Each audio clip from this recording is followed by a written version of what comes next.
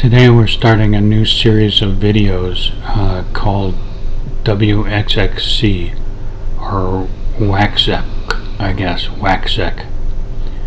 And it's basically talking about WPF, which is Windows Presentation Foundation. And so far we've looked at two different flavors of videos: console applications, which use the DOS box, and IDE-oriented Windows form applications.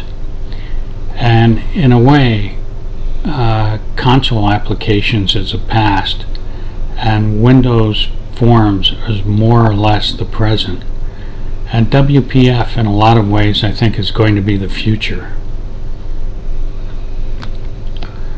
To start a WPF project, click on New Project and the Visual C# 2010 Express, and then select WPF application and give it some meaningful name like WXXC01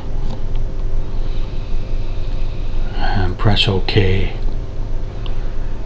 And you'll notice it looks similar to the WinForms in that it's got a window that you can put controls on, and it's got a toolbox, and it's got a Solution Explorer and a Properties panel, and it's got code behind the designer.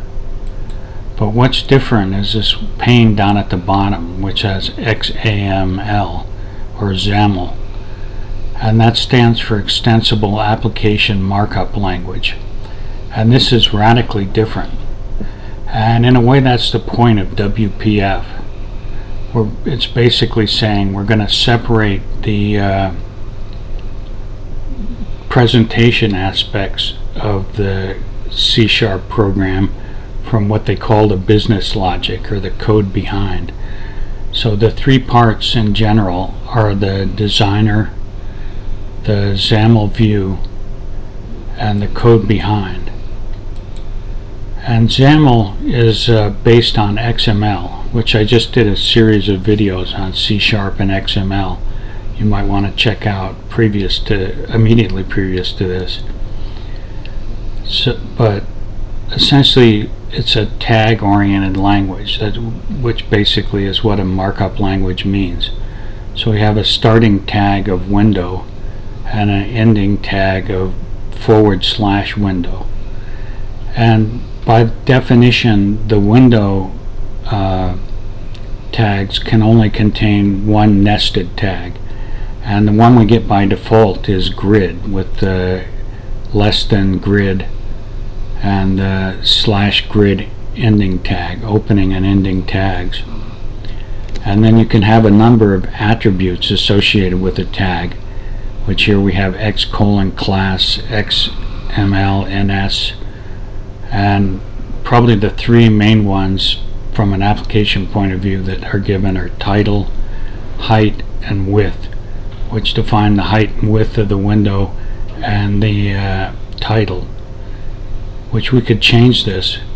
And one of the nice things about editing these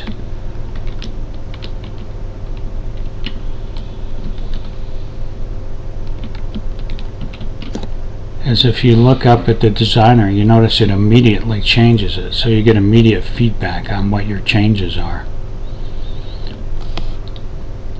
Well, this is probably enough to absorb for our initial lesson. I'll go get more into how to add things by adding to the XAML or by dragging from the toolbox and putting it on the designer. But one thing we also want to do is start looking at XHTML and CSS, which are sort of the equivalent of the XAML in terms of being a web page. And I have to say right from the start, they're radically different. They have radically different tags, but what they do is pretty much identical, in that they present a presentation that's a web page like presentation. and that's why I'm doing sort of an ongoing comparison between the two in this series of videos. Well, I hope you enjoyed this video and learned a lot, and please subscribe. I really need the love.